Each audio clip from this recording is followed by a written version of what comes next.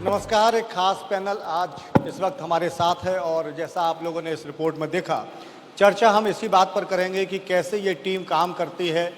कितना मुश्किल था शुरुआती दौर में जब इनको ये जिम्मेदारी दी गई और मनचलों को सबक सिखाना, छात्राओं में हौसला पैदा करना, उनको यकीन दिलाना कि वो सुरक्षित हैं शहर में जब तक ये लोग हैं और अपनी अपनी भूमिका में ये किस तरह अपनी जिम्मेदारी को निभा रहे हैं। नीलम जी, शुरुआत आपसे करेंगे, चूँकि आपकी अगुवाई में आप नेतृत्व कर रही हैं इस टीम का। जब आपको ये जिम्मेदारी मिली तब अनुभव कैसा था और क्या आपके मन में कोई संकोच था कि जिम्मेदारी को आप कैसे निभा पाएंगी, कैसे आप जुड़ेंगी शहर की लड़कियों के साथ, छात्राओं के साथ, और कैसे आपकी शुरुआत हुई इस काम में? पहले तो मैं इंडिया न्यूज़ को धन्यवाद देना चाहूँगी कि उन्होंने मुझे ये मंच दिया जहाँ पर आज हम मिशन शक्ति अभियान के बारे में बातें करने जा रहे हैं। जब मैं सबसे पहले इस मंच पे मुझे ये जिम्मेदारी दी गई तो मुझे समझ में नहीं आ रहा था कि मैं किस तरह से शुरुआत करूँगी इस अभियान की और किस तरह से हम इसे आगे बढ़ाएंगे। दिमाग में शुरू में तो मैं बहुत नर्वस थी, क्योंकि पुलिस और एक जनता के बीच में काफ़ी बड़ा गैप होता है जिसे हमें मेंटेन करना था। उनको एक पुलिस से ज़्यादा उनकी घर की सदस्य मुझे बनना था, तो उसके लिए मेरे पास काफ़ी चैलेंजेस थे। तो मैंने इसकी शुरुआत सबसे पहले स्कूल्स में जाके मैं प्रिंसिपल से मिली। वहाँ पर मैंने प्रिंसिपल से बात करी। करने के बाद में उनसे वहाँ पर कार्यशाला रखी लड़कियों के लिए। तो सबसे पहले मैं बालिकाओं के पास गई, उनके मन के पास गई। उनकी मैं एक पुलिस ऑफिसर ना होके एक बहन की तरह मैंने उन्हें बिलीव दिलाया कि मैं उनकी ही बहन हूँ, या उनकी मेरी जैसी भी उनकी कोई ना कोई घर में सदस्य ज़रूर होगी। उन्हें विश्वास में लेने के बाद मैंने उनसे उनकी समस्याओं के बारे में पूछना शुरू किया, क्योंकि अगर मैं सीधा इस बात पे बात करती तो मुझे कोई नहीं बताता। धीरे धीरे बच्चे मुझसे खुलने लगे और वो अपनी परेशानियां मुझे बताने लगे। मैं अपना पर्सनल नंबर सबको मैंने डिस्ट्रीब्यूट किया कि किसी भी टाइम 24 आवर आपको कभी भी किसी तरह की कोई परेशानी हो तो आप मुझसे निसंकोच कभी भी कॉल कर सकते हैं। तो इस तरह से हमने इसकी शुरुआत की। एंटी रोमियो स्क्वाड के आप सभी मेंबर हैं। कब गठन हुआ था इसका और कितना वक्त हो गया आपको काम करते हुए? कितने मनचलों को आपने सबक सिखाया? कितने केस दर्ज हुए? किस तरह मदद की आपने लड़कियों की, बच्चियों की?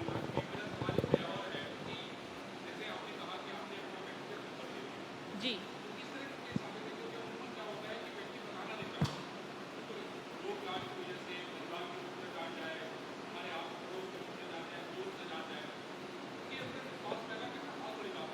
जी।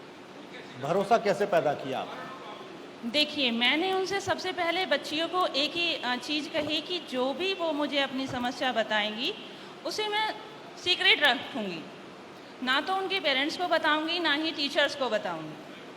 और जो भी उनकी समस्या है उसका समाधान मैं खुद अपने स्तर से निपटाऊँगी, उनको भी इसमें इन्वॉल्व नहीं होना पड़ेगा। और जैसे भी उन्होंने मुझे बताई समस्या, उनमें कहीं उनका रोल है ही नहीं और उनकी समस्याएं सारी समाप्त मैंने की हैं। और आज वो अगर मुझे कहीं मिलती हैं तो इतने मतलब खुश दिल से वो मेरा स्वागत करती हैं, मुझसे मतलब एक परिवार के सदस्य की तरह बात करती हैं, जो मेरे लिए बहुत बड़ा अचीवमेंट है।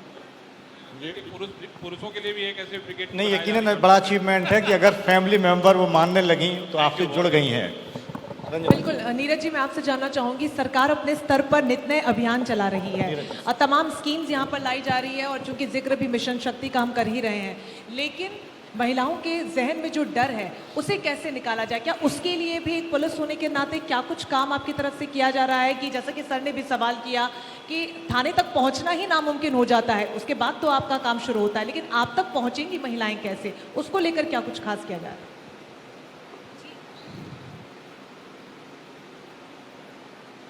हम महिलाओं के पास जाते हैं, उनसे बोलते हैं कि आप प्रार्थना पत्र दीजिए और आपकी पहचान वो गुप्त रखी जाएगी और आपकी समस्या का समाधान भी हो जाएगा। बिल्कुल, और ये बहुत ज़्यादा ज़रूरी है महिलाओं के अंदर कहीं ना कहीं विश्वास जगाना, ताकि उन्हें लगे कि समस्या सुनने वाला वाकई में कौन है। और रॉकी जी, मैं आपसे जानना चाहूँगी, आप माइक ले लीजिए। अब वो कहते हैं कि सुरक्षा की जो शुरुआत होती है वो घर से ही होती है। ऐसे में माता पिता को भी ये समझने की आवश्यकता है कि अगर अपनी बच्ची के साथ कुछ गलत हुआ है तो उसको सामने लाया जाए। समाज से परे, रिश्तेदारों से परे, इन तमाम चीज़ों का जो डर जहन में बैठा होता है, शुरुआत कहीं ना कहीं घर से ही होती है। उसको लेकर क्या कुछ किया जा रहा है? आजकल महिला ये है कि ये सोचती है कि अगर हम बाहर निकलेंगे, हमारी कोई समस्या, उससे हमारी बेइज्जती होगी। जो ये हमारा मिशन शक्ति चला है ना, इसके द्वारा से महिला बहुत जागरूक हो रही हैं। इससे उनके मन का डर निकल रहा है। और जैसे कि वो सोचती थी हम बाहर जाएंगे, पुलिस में जाएंगे, इससे हमारी बेइज्जती होगी, परिवार की होगी। अब इस मिशन शक्ति के द्वारा हम घर घर, गांव-गांव जाके उनको जागरूक करते हैं, उन्हें बताते हैं कि पुलिस से डरना मत, या ऐसे कि तुम्हारी इंसल्ट हो जाएगी, ऐसे कुछ नहीं। इससे तुम्हारी जो समस्या उसे गोपनीय तरीके से भी होती है। हमारे बहुत हेल्पलाइन नंबर चल रहे हैं, जिससे कि हमें ये नहीं कि जिसने हमें कोई समस्या बताई है कि उसका नाम सामने लाया जाएगा, गोपनीय तरीके से भी हम उनकी मदद कर सकते हैं। बिल्कुल, और ये बहुत ज़्यादा ज़रूरी भी है। सरकार तो अपने तौर पर काम कर ही रही है। सोनी जी, मैं आपसे जानना चाहूँगी, बिजनौर में खास तौर पर अपने स्तर पर क्या कुछ आप कर रहे हैं? क्या कोई ऐसा खास कार्यक्रम जो आप चला रहे हैं नारी शक्ति के लिए, उनके सशक्तिकरण के? जी मैम, हम लोग बिजनौर में रह करके, हमारे उच्चाधिकारियों ने जो हमें आदेश दिया है, तो हम फील्ड में रहते हैं, क्षेत्र में रहते हैं। तो सबसे पहले हमारा ये काम है कि हम, जो हमारे प्रति कुछ महिलाओं का डर है, कहीं ना कहीं वो इस चीज़ से डरती हैं कि ये फोर्स में है या पुलिस में है। हमारा जो सख्त रवैया कहीं ना कहीं अपराधियों के लिए है, लेकिन यहाँ महिलाओं से रिलेटिव है। तो हम महिलाओं के लिए बहुत सॉफ्टनेस के साथ में उनके सामने पेश आते हैं और उनको बहुत ही प्यार से समझाते हैं, टाइमिंग देते हैं और उनकी काउंसलिंग करते हैं, जिससे कि वो अपनी प्रॉब्लम बहुत ईजीली हमसे शेयर करती हैं और उसका कहीं ना कहीं हम बहुत ही अनुशासन में रह के और उनको भी अनुशासित करते हैं, उसको सॉल्व करते हैं। बिल्कुल, विश्वास यहाँ पर कहीं ना कहीं राघवेंद्र जी होना बहुत ज़्यादा ज़रूरी है पुलिस में, तभी जाके आम जनता एक बात तो रंगा तालियां बनती हैं सभी के लिए। पुलिस के बारे में एक जो धारणा है, जिस तरह से लोग कहते हैं, जुड़ने से बचते हैं, अपनी बात कहने से डरते हैं, आप उनके बीच जा रही हैं। और जैसा नीलम जी ने कहा कि लड़कियां एक बड़ी बहन के तौर पर स्वीकार करती हैं और बेझिझक, बिना संकोच के अपनी समस्या बताती हैं। फिर से नीलम जी आपका रुख करूँगा मैं। कार्रवाई होती है अलग अलग, आपको कॉलेज की छुट्टी के समय आप वहाँ रहती हैं, गश्त करती रहती हैं, वो मॉडस ऑपरेंडी क्या है, कामकाज की तौर तरीके क्या हैं आपके, कि पूरे दिन में या ड्यूटी के दौरान ज़्यादा से ज़्यादा जगहों पर आप निगरानी रख सकें, नज़र रख सकें अपनी? देखिए, इसके लिए हमने एक व्यवस्था की है, क्योंकि मैं यहाँ पर अगर मुख्यालय पर हूँ, अगर किसी की देहात में या जैसे मान लीजिए रेहड़ थाना पड़ता है, वहाँ पर प्रॉब्लम है, तो मैं सडनली वहाँ पर नहीं जा सकती। तो हमने क्या किया कि हर थाने पर एक सब इंस्पेक्टर और कुछ कांस्टेबल लगाए हैं। सभी के थाना क्षेत्र के हॉट स्पॉट हमने चयनित किए और उन हॉट स्पॉट के ऊपर सादा वस्त्रों में हमने अपनी महिला कांस्टेबल्स को लगाया। अच्छा, जब कोई उनको किसी तरह की कोई दिक्कत या परेशानी या मतलब इस तरह से वो वॉच करती हैं, देखती है कि यहाँ पर टीस या फिर लड़के छेड़खानी या फिर इस तरह की कोई बात कर रहे हैं, तो वो तुरंत एकदम हमें बताते हैं। और जो वहाँ के एंटी रोमियो प्रभारी होते हैं, वो उसी समय घटना पर पहुँच जाते हैं। उसके बाद फिर हम लोग वॉच करते हैं, दोबारा से देखते हैं। अगर वो सच पाया जाता है या लगता है कि हाँ ये सही बात है, तो फिर हम उसको पकड़ के ऑन स्पॉट ही उसका पूरा एड्रेस वगैरह नोट करते हैं, उसका फ़ोटो क्लिक करते हैं और उसकी एक प्रोफाइल हम लोगों ने अपनी बना रखी है। इसमें हम 3 बार तक उनको वार्निंग देते हैं। पहली बार में उसको बता दिया, सेकंड टाइम उसके घर वालों को कॉल किया, वहाँ बता दिया, थर्ड टाइम उसको थाने ले आएंगे और थाने लाने पर उसके घर वालों को बुलाकर मुचलके पे उसको हम लोग छोड़ेंगे और उसके बाद भी अगर बाज नहीं आता है तो फिर हम उसके अगली कार्रवाई करते हैं। तो इस तरह से पूरे ज़िले को हम लोग कवर करते हैं और इसी का कारण है कि अभी हमें कोई इस तरह की कोई घटना अभी बिजनौर में नहीं हुई है। हम 24 आवर इस चीज़ का पूरा ध्यान रखते हैं कि बच्चियां पूरी तरह सुरक्षित हों और वो अगर बाज़ार में निकलें तो ऐसा फील करें जैसे कि वो अपने घर में ही हैं। ये हमारा प्रयास है। नीलम जी, एक सवाल मेरा भी है। इधर जी बताइए। नीलम जी, जब इस मिशन की शुरुआत की गई और एक पत्रकार के तौर पर हम भी उन तमाम चीज़ों पर नज़र रखते थे कि हाँ भाई एक सरकार की अच्छी पहल है और पुलिस महकमा इसमें लग गया, खासतौर से पुलिस महकमे में जो महिला टीम है उसको इसकी खास जिम्मेदारी दी गई। ये एक चुनौती थी। लेकिन दूसरी एक चुनौती जो मैंने अनुभव किया खुद एक पत्रकार के तौर पर, एक एंकर के तौर पर स्टूडियो में पढ़ते हुए या रिपोर्ट करते हुए या रिपोर्टर के तौर पर फील्ड में जाकर, ये खबर आने लगी कि भाई एक स्क्वाड आता है, वो भाई बहन बैठे हैं उन पर भी उसी तरीके से रिएक्ट करता है, दोस्त बैठे हैं उन पर भी उसी तरह से रिएक्ट करता है, या फिर उसके अलावा कुछ और जिनके खिलाफ वाकई एक्शन होना चाहिए था उन पर तो वो करता ही करता है या उन पर नहीं कर पाता है। यहां मैंने अनुभव किया कि एक अजीब सी चुनौती उस महकमे के लिए हो गई।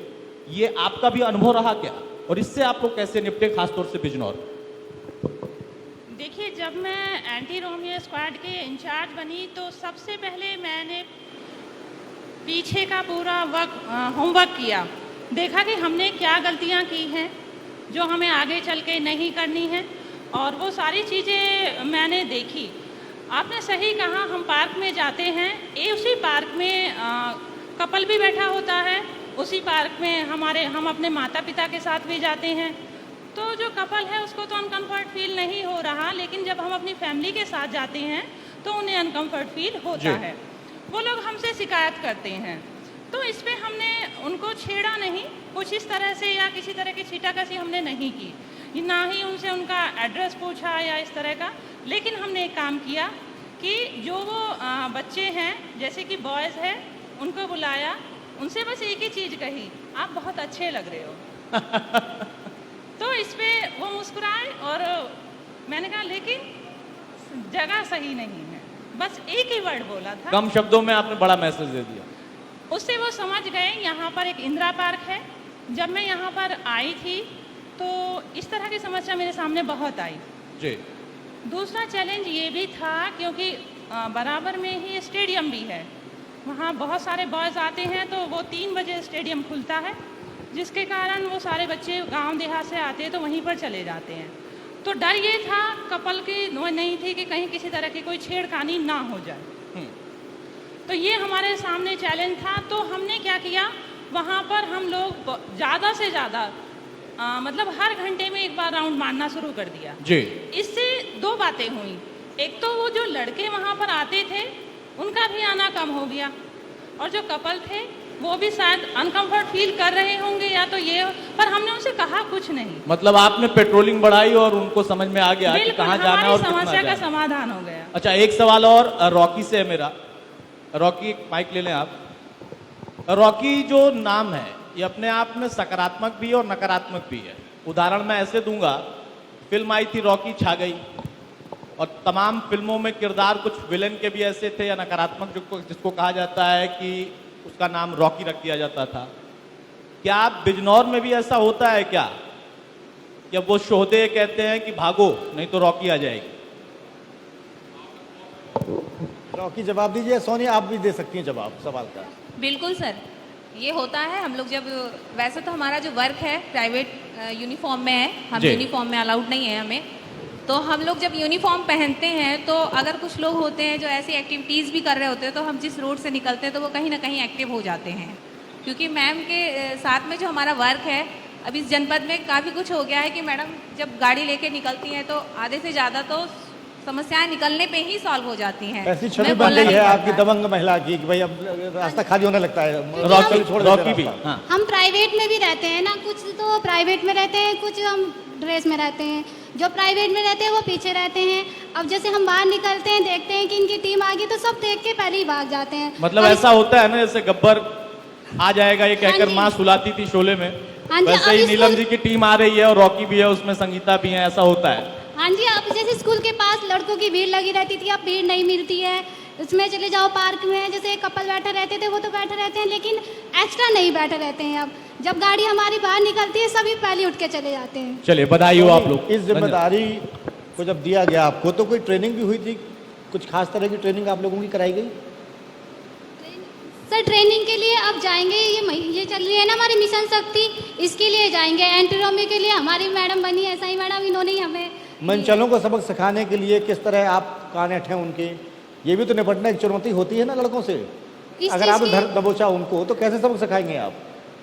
इस चीज़ के लिए- अगर पकड़ लिया हाँ जी, छेड़खानी करते हुए तो उनको कैसे सबक सिखाएंगे आप? जैसे अगर कोई लड़का किसी को छेड़ रहा है, हमारी टीम ऐसे होती है कि हम 2-4 जने तो प्राइवेट में होते हैं, जैसे कि आगे हम चलते हैं, पीछे हमारी मैम रहती है, प्राइवेट वाले तो आगे रहते हैं। हम मैडम को इन्फॉर्मेशन दे देते हैं कि मैडम ये लड़का इस लड़की को छेड़ रहा है, तो फिर हमारी मैम हम गाड़ी लेके आगे जाती है, उनको पकड़ती हैं। पुलिस बुलाती है और आप हैंडओवर कर देते हाँ हैं। जी। जी बिल्कुल, कानून का इकबाल बुलंद होना बहुत ज़्यादा ज़रूरी है और तभी कानून व्यवस्था किसी भी क्षेत्र की दुरुस्त हो पाती है। सपना जी, मैं चाहूँगी माइक आप ले लें, काफ़ी देर से आप खामोश हैं। बहुत ही महत्वपूर्ण सवाल आपसे जानना चाहूँगी, क्योंकि सरकार और आप भी अपने स्तर पर तमाम योजनाएं और कार्यक्रमों को करते हैं महिला को सशक्त करने के लिए, उसकी सुरक्षा को बढ़ाने के लिए।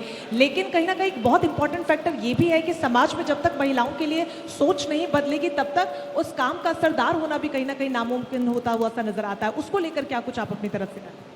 सबसे पहले तो मैं आपका धन्यवाद करूँगी, आपने हमें इस चैनल में आने के लिए। और मैं ये कहना चाहूँगी, ज़्यादातर जैसे हम लोग हैं एंटी रोमियो टीम लेके निकलते हैं, तो छुट्टियाँ होती है लड़कियों की, तो ज़्यादातर लड़कियाँ जैसे उनके साथ कोई घटना घटती है या वो मोबाइल पे कोई बंदा उनसे बात करता है तो वो घबरा जाती है, वो बता नहीं पाती घर वालों से, अपने दोस्तों से कोई बात बता नहीं पाती है। तो हम लोग उनको ये बताते हैं कि आप घबराइए मत, आपकी बात हमसे बताइए, आप हमें बताएंगे तो आपकी बात गोपनीय रखी जाएगी। या 1090 है, उस पर भी आपकी उस पर कॉल करिए। अगर आपको कोई लड़का छेड़ता है, कोई आपके साथ छेड़खानी होती है किसी प्रकार की, तो आप बताइए, 1090 पे कॉल कीजिए, तो आपकी बात गोपनीय रखी जाएगी, आपका नाम गोपनीय रखा जाएगा, कोई चीज़ आपके घर वालों तक नहीं पता चलेगा। जी बिल्कुल, यही सवाल नीलम जी आपसे भी है कि महिला सुरक्षा की जो शुरुआत होती है वो महिला के सम्मान से ही होती है। सुरक्षा को लेकर तो तमाम योजनाएं चलाई भी जा रही हैं और असरदार होती हुई भी नजर आ रही है, लेकिन सम्मान को लेकर जो बात बार बार छिड़ती है, जिस सम्मान की हकदार महिला है कहीं ना कहीं वो उसे नहीं मिल पाता, उसको लेकर क्या कुछ काम किया? देखिए, जो ये प्रोग्राम है ये भी मिशन शक्ति महिलाओं की सुरक्षा, सम्मान और स्वावलंबन को लेके ही चलाया जा रहा है। महिलाओं को हमने देखा है कि समाज में आज भी हमारा पुरुष प्रधान समाज है और इसी को हमको गैप को कम करने के लिए हम बच्चियों को ज़्यादा से ज़्यादा पढ़ने के लिए चूल्हा चौका छोड़ के कलम थामने की बात करते हैं उनसे। और ये जो सम्मान हमें समाज में तभी मिलेगा जब हम बाहर निकलेंगे, अपने पैरों पर खड़े होंगे, और जिसके लिए शिक्षा का बहुत होना ज़रूरी है। जब हम अपने पैरों पर खड़े हो जाएंगे तो निश्चित तौर पर हमें समाज में सम्मान जरूर मिलेगा। बिल्कुल, चूल्हे का जो कि आपने जिक्र किया है, तो सवाल मैं उसी को लेकर करना चाहूँगी कि चूल्हे से चौपाल तक का जो एक महिला का सफ़र होता है उसमें अड़चने क्या कुछ हैं और उसको लेकर क्या कुछ काम किया जा रहा है? देखिए, हम लोगों ने गांव में जब चौपाल लगाई तो दिक्कत ये थी कि जो पुरुष हैं वो महिला को घर से बाहर नहीं निकलना देना चाहते, और अगर हम इस तरह की ऊपर से एक पुलिस जाके चौपाल लगा रही है तो उनको डर ये लगता था कि कहीं पता नहीं हमारी महिलाओं को किसी तरह उल्टी तरह से ना ये कुछ इस तरह से सिखा देंगे, कल को आके हमसे झगड़ा करने लगे। तो जब हम गांव में गए और हमने पहले वहाँ की आंगनबाड़ी की जो महिलाएं हैं उनको पकड़ा और जो आशा हैं जो इनको इस चीज़ से जोड़ा कि आप जो हमारा ये प्रोग्राम है इसमें महिलाओं को लेके आइए। तो उन्होंने चौपाल इकट्ठी करी वहाँ पर, और फिर हमने जेंट्स जो हैं उनको भी विश्वास में लिया कि केवल इससे जो हम यहाँ पर प्रोग्राम कर रहे हैं, इस प्रोग्राम से केवल ये नहीं कि हम यहाँ महिलाओं को रानी लक्ष्मीबाई बनाने आए हैं, ऐसा नहीं है। हम चाहते हैं कि जब आपकी वाइफ या आपकी बेटी शिक्षित होगी या फिर अपने अधिकार जान पाएगी तो उसका कोई दुरुपयोग नहीं कर पाएगा, और अगर आप चाहेंगे तो वो अपने पैरों पर खड़ी होगी, घर पे रहते हुए भी वो अपना कुछ भी काम भी कर सकती है और आपके साथ घर गृहस्थी में हिस्सेदारी बन सकती है उसकी, और मतलब पूरा योगदान आपको देगी वो अपना। नीरज, आप भी बहुत देर से खामोश हैं, क्या कुछ कहना चाहती हैं जो हम लोगों ने सवाल ना किया हो, या कुछ आप बताना चाहती हो अपनी भूमिका के बारे में, अपने काम के बारे में? बताना चाहती हूँ, कुछ तो बताइए आप। मैं ये कहना चाहूँगी जैसे एक पुरुष के पीछे नारी का हाथ होता है, उसी तरह नारी के पीछे भी पुरुष का हाथ होना चाहिए। हर पुरुष को अपनी पत्नी का, अपने बच्चे का, अपने माँ बाप का, माँ का, सबका मतलब उसका साथ देना चाहिए। जैसे अपनी उसकी बच्ची पढ़ना चाहती है तो उसको पढ़ाए, उसको लिखाए, उसको आगे बढ़ने की, ना कि उसे रोकने की कोशिश करे, उसे बढ़ाने की कोशिश करे। हिम्मत बढ़ानी चाहिए, बिल्कुल ठीक कहा आपने। सोनी जी, आप मुस्कुरा रही हैं, सपना जी की बात सुन के कुछ कहना चाह रही हैं आप? उन्हीं की बात को आगे बढ़ाना चाहती हैं? जी बिल्कुल, मैं यही कहना चाहूँगी कि जो महिलाओं की जो ये मिशन शक्ति जो चला है, इसका नारी सम्मान, नारी स्वावलंबन, यानी कि महिलाओं को ज़्यादा से ज़्यादा ये जो अब मतलब स्कीम चली है, इसका लाभ लेना चाहिए और हम उन्हें 24 घंटे टाइम देने के लिए तैयार हैं। वो आगे बढ़े, हम उनका बराबर साथ देंगे। ये बहुत बड़ी बात है। जिससे यह है कि वो अपनी काबिलियत को और अपने सम्मान को और अपने मतलब अपने आप को साबित कर सकती हैं। कहीं ना कहीं हम उनके साथ हैं। बिल्कुल, बहुत ज़्यादा ज़रूरी भी है। नीलम जी, मैं आपसे जानना चाहूँगी, मेरे पापा भी केंद्रीय सुरक्षा बल में हैं और मेरे पापा हमेशा से चाहते थे कि मैं भी उनकी बेटी इसी फील्ड में आगे बढ़े, लेकिन एक माँ का दिल होता है। मेरी मम्मा कभी नहीं चाहती थी कि मैं इसमें जाऊं, क्योंकि इसमें बहुत शारीरिक एक्टिविटीज़ होती, फिजिकल एक्टिविटीज़ इन्वॉल्व होती हैं, लेकिन शायद मेरी रुचि भी किसी और क्षेत्र में थी और शायद इसीलिए मैं आज यहाँ पर हूँ। लेकिन तमाम ऐसी लड़कियाँ जो इस सेक्टर में जाना चाहती हैं, पुलिस का क्षेत्र हो या फिर केंद्रीय सुरक्षा बल के तमाम फोर्सेज हों, और वो माता पिता जो कहीं ना कहीं गुरेज करते हैं ये सोचकर कि बहुत ज़्यादा फिजिकल एक्टिविटीज़ होगी, उनको आप यहाँ से क्या संदेश देना चाहेंगे, क्योंकि आपने तो ये सब एक्सपीरियंस किया हो? बिल्कुल, बहुत सारे माँ बाप, हर माँ बाप अपनी बेटी को एक परी की तरह पालता है। वो हमेशा सोचता है कि उसे कभी भी किसी भी तरह की समस्या का सामना उसे कभी ना करना पड़े, हमेशा वो फूलों की तरह रहे।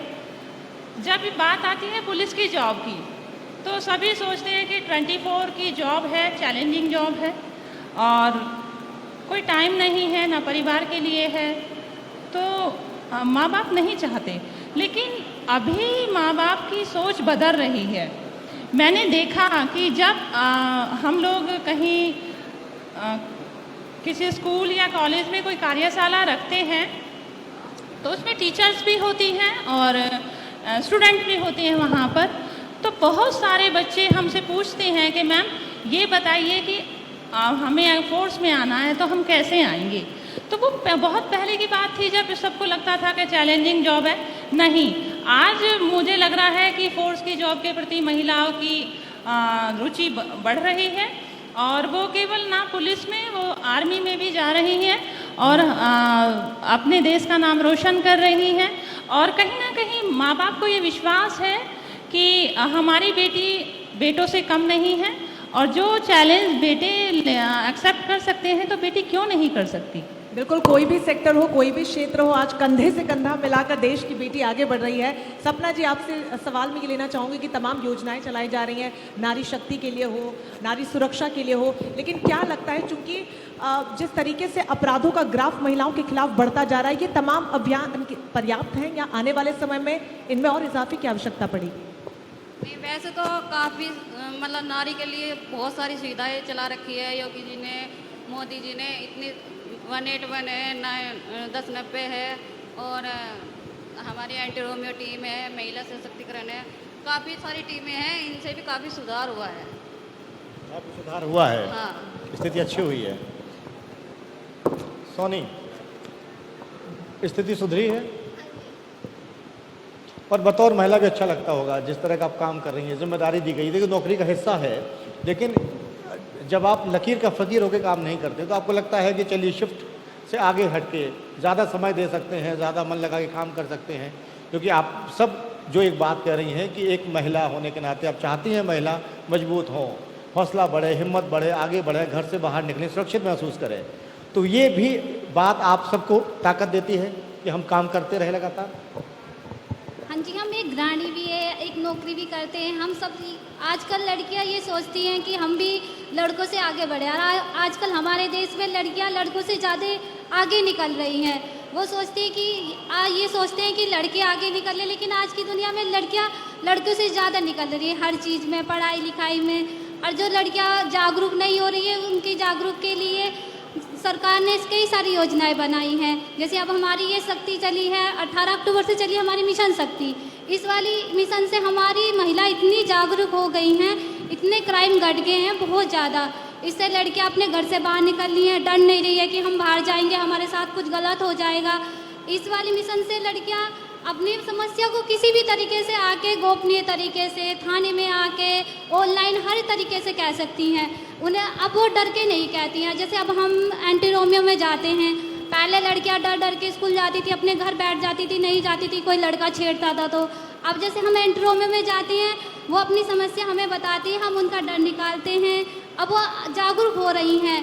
अब हम जैसे स्कूल के बाहर जाते हैं, कोई भी हमें कोई लड़का या कोई भी नहीं दिखाई देता। सब कहते हैं कि अब एंटी रोमियो की टीम आ गई है, सब डर के भाग जाते हैं कि ऐसा ही नीलम मैडम आ रही हैं, चलो भैया यहाँ से चलते हैं। बस बिल्कुल, खौफ होना बहुत ज़्यादा ज़रूरी है। नीलम जी, पुलिस की अपनी एक छवि होती है, अपना एक ऑरा होता है कि पुलिस वाले आ गए, दूर से ही इंसान डर जाता है। ऐसे में नीलम के बारे में अगर मैं जानना चाहूँ तो ऑन ड्यूटी, ऑफ ड्यूटी नीलम कैसी हैं? मैं पुलिस में हूँ, लेकिन मेरा शुरू से ही एक ही वो रहा है कि मुझे पुलिस से ज़्यादा जहाँ भी जाऊँ वो मुझे अपने परिवार का सदस्य माने। मैं लोगों के मन में बसना चाहती हूँ, वहाँ एक जहाँ भी जाऊँ वहाँ एक ऐसी छवि छोड़ना चाहती हूँ कि एक मिसाल बने कि हाँ पुलिस ऐसी है। बहुत सी नकारात्मक सोच पुलिस के बारे में होती है जो कि अब बदल रही है। धीरे धीरे पुलिसिंग बदल रही है। हम लोग बहुत ही फ्रेंडली अब व्यवहार पुलिस का हो गया है, और जिससे समाज में जो काफ़ी अपराध हो रहे हैं उनमें भी काफ़ी कमी आ रही है, क्योंकि निसंकोच कोई बता रहा, जैसे महिलाओं को ही लेके हम बात करते हैं तो पहले बहुत सारी, जैसे कि एंटी रोमियो से मैं संबंधित बात बताऊंगी आपको। एक महिला थी, एक बच्ची थी, उस बच्ची ने स्कूल में पहले आना बंद कर दिया। बंद करने के बाद में मैं गई तो प्रिंसिपल से मैंने पूछा तो उन्होंने कहा कि एक लड़की है जो चुप चुप रहती थी और अब स्कूल से आना बंद कर दिया उसने, रूरल एरिया से आती थी। मैं उसके घर गई और मैंने फिर पूछा तो थोड़ी देर तो वो लड़की नहीं बोली, लेकिन थोड़ी देर बाद वो रोने लगी। अलग मैं उसे ले गई, उसके पेरेंट्स से भी अलग। तब उसने बताया कि आंटी दीदी जब मैं वहाँ से आती हूँ तो ये रिक्शा वाला है वो मुझे छेड़ता है, परेशान करता है। तो मैंने कहा आपने अपने घर पर क्यों नहीं बताया? अपनी मम्मी को बताना था। तो बोली अगर मैं घर पर बताऊंगी तो मेरा स्कूल जाना बंद हो जाएगा, इस डर से मैंने नहीं बताया। स्कूल में बोलना चाहिए था, मैंने बोला। तो कहने लगी कि मुझे ये डर था कहीं मुझे ही गलत ना समझ लिया जाए। तो बच्चों के साथ हाँ बिल्कुल होता है। मैंने उसकी मम्मी से भी कुछ नहीं कहा। मैंने कहा ठीक है बेटा, कल तुम स्कूल ज़रूर आना। मैं सुबह अपनी टीम के साथ वहाँ पहुँची और वो रिक्शे में जैसे बच्चियों को छोड़ के आया। मैंने कहा बस बेटा आपको केवल एक बार पलक झपकनी है उसकी तरफ देख के, फिर मेरा काम है आगे का। वो आया, काफ़ी अधेड़ उम्र का आदमी था और उसमें बच्चियां काफ़ी बैठी हुई थी। मैं तो शॉक्ड इस बात से थी कि वो बच्ची शिकायत कर रही है तो बाकी बच्चियों के साथ भी तो ऐसा ही हो रहा होगा। तब मैंने उसने जैसे ही मुझे बताया मैंने तुरंत उसको पकड़ लिया और पकड़ने के बाद में तुरंत हम उसे थाने लेके गए और उसके खिलाफ हमने मुकदमा पंजीकृत किया। बाद में पता चला कि उस पर कई मुकदमे पहले भी थे। तो इस तरह से हम बच्चियों के मन तक पहुँचे और इन्वॉल्वमेंट बहुत ज़्यादा ज़रूरी है। सपना जी, मैं आपसे जानना चाहूँगी, चूंकि नीलम जी कह रही हैं कि मन में बसने का काम हम करते हैं, लेकिन लंबे वक्त से एंटी रोमियो स्क्वाड की जो तस्वीरें सामने आई वो पॉजिटिव भी थी और नेगेटिव भी थी और ये किसी से छिपा नहीं है। ऐसे में क्या लगता है आपको over the period of time, जैसे जैसे समय गुजरा, क्या छवि बदली है? मन में बस पाए हैं आप? लोग फ्रेंडली अप्रोच करते हैं? हम फ्रेंड की तरह हम बातें करते हैं बच्चियों से, ना कि हम पुलिस की तरह। हम उनके फ्रेंड होकर बातें करते हैं। जब हम उनसे अपनी बातें, मतलब उनसे पहले फ्रेंडशिप करेंगे, फिर उनसे बातें पूछेंगे, तो वो जाके कहीं जाके बहुत ज़्यादा मतलब तब बताती हैं। वो ऐसे नहीं बताती है, ऐसे तो वो डरती है। हम बताते भी नहीं है कि हम 7 वर्ष में रहते हैं, तो पुलिस वो जान भी नहीं पाती है कि हम पुलिस में हैं या नहीं है। तो ऐसे ही एज ए फ्रेंड, अगर कोई लड़का छेड़ रहा है, हमने उसे देख लिया कि ये आप क्यों, क्या कह रहा था, क्यों छेड़ रहा था, वो बता देती है, तो तब हम। लेकिन सपना, ये आपकी सारी मेहनत तब ज़्यादा रंग लाएगी। आपने किसी मनचले को पकड़ा, पुलिस को सौंप दिया और आगे का काम पुलिस ठीक करे, उसको सज़ा दे, पनिशमेंट दे। अगर छोड़ देगी थाने से तो फिर वो हरकत करेगा। तो इसके लिए भी कहीं कुछ आप बातचीत करती हैं कि ऐसे ही ना छूट जाए, उस पर कार्रवाई होनी चाहिए? नहीं, कार्रवाई क्या की कोई डाटा है कि कार्रवाई कितने की जाती है, उसके कितने पेरेंट्स को भी बुलाया जाता है। आपने कितने लोगों के खिलाफ कार्रवाई की या करवाई है, कुछ कोई आंकड़ा है? जी, हमारे पास जी, उसका आंकड़ा जी। है। देखिए, मैं बताना चाहूँगी कि जब से मिशन शक्ति अभियान शुरू हुआ है तब से हमने 8045 जगह पर चेकिंग पॉइंट चेक किए हैं ये पॉइंट हमने, और हम लोगों ने 47,443 लोगों को वार्निंग देके छोड़ा है जी। और व्यक्तिगत तौर पे हम लोगों ने जो शपथ पत्र उनसे भरवाए हैं, 660 हमने शपथ पत्र भरवाए हैं जो भी हैं वो, जिनमें से 119 शपथ पत्र उनके अभिभावक से भरवाए हैं, यानी उनके घर वालों को बुलाया है थाने पर, सारे उनके जो कार्रवाई है जो भी बात थी उसको बताया, फिर उनके घर वालों से शपथ पत्र लिया कि आइंदा अगर वो इस तरह की कोई कार्रवाई करेंगे तो हम उनके साथ का वो करेंगे। हमने उनको 353 लोग ऐसे हैं जिनको हमने मुचलके में पाबंद किया, 288 लोग ऐसे हैं जिनके हमने 151 CRPC में जेल भेजा उनको, और 134 लोगों के खिलाफ हमने गुंडा एक्ट की कार्रवाई करी, 69 लोगों के खिलाफ हमने 294 के मुकदमे लिखवाए, 19 लोगों के खिलाफ गुंडा एक्ट की कार्रवाई हुई और 673 लोगों के खिलाफ अन्य कार्रवाई। रंजना, ये आंकड़ा अपने आप में तो सारी कहानी ये बयान कर रहा है। वाकई काबिल तारीफ है, क्योंकि जिस तरीके से काम आप लोग कर रहे हैं और पूरी निष्ठा के साथ उसे कर रहे हैं। सोनी जी, मैं आपसे जानना चाहूँगी, आप तमाम अभियान चलाए जा रहे हैं मिशन शक्ति और एंटी रोमियो की, खासतौर पर मैं बात करूँ, शोधों पर शिकंजा आप कसते हैं, क्या लगता है कि चुनौतियाँ बहुत ज़्यादा हैं अभी या फिर स्थिति कंट्रोल में है? मैडम देखिए, चुनौतियां तो हमें बहुत ज़्यादा मिलती हैं। अब इसका मतलब ये नहीं है कि हम उसे कंट्रोल नहीं करें, कंट्रोल करना हमारा काम है, और हम फील्ड में रहते हैं तो हमारा यही मेन मोटिव रहता है कि हम उसको कितना कवर कर रहे हैं। जैसे कि कोई भी हमारे पास समस्या आती है फ़ोन के थ्रू या मतलब महिलाओं के थ्रू, तो हम उसको कवर करते हैं, और हमारे ज़्यादा से ज़्यादा ये वर्क रहता है कि वो दोबारा पुनः ना हो, और जिस क्षेत्र में हमारा काम होता है तो हम उसमें जा कर के ऐसा मैसेज छोड़ देते हैं उच्च अधिकारियों के द्वारा, जो भी सज़ा दी जाती है या जो पनिशमेंट दिया जाता है, तो उसमें यह है कि और लोगों को मैसेज जाता है कि अगर देखिए उसने ऐसा किया था तो उसको इस तरीके से पनिशमेंट मिला था, ताकि और लोग सीख लें। तो कहीं ना कहीं चुनौतियाँ थी, लेकिन उनको हमने काफ़ी % तक कवर कर लिया है। लेकिन समझाइश के बाद जो अक्सर छोड़ दिया जाता है बदमाशों को, शौदों को, यही वजह है कि कहीं ना कहीं दोबारा से इस तरीके की तमाम घटनाएं रिपीटेडली सामने आती हैं। क्या लगता है कि ये कहीं ना कहीं लूप होल है, या फिर इससे और ज़्यादा स्ट्रिक्ट होने की ज़रूरत है, या फिर इसी से काम चलेगा? नहीं मैडम, ऐसा छोड़ा तो नहीं जाता है, लेकिन उनको कहीं ना कहीं पाबंद किया जाता है, और उनके लिए एक लिमिटेड बनाई जाती है कि जिस दौरान अगर मान लो उनको बुलाया जाता है तो उनको एक मतलब मैसेज दिया जाता है कि उनको बराबर आते रहना है।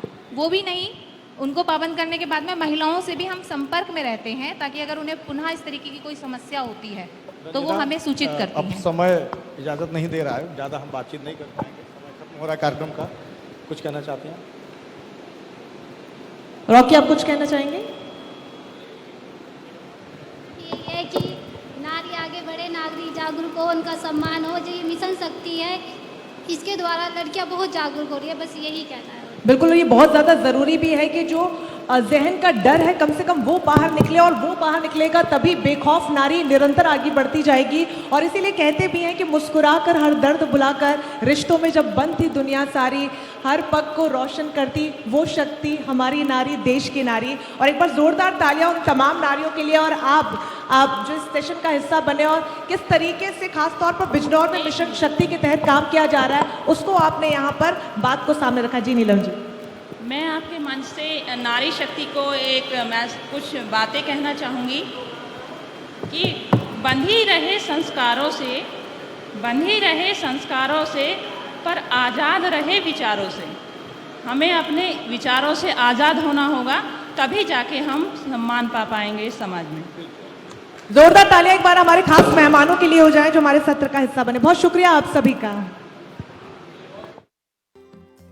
Partner Kanha hotel and resort, MD international school और कृष्णा ग्रुप ऑफ कॉलेजेस।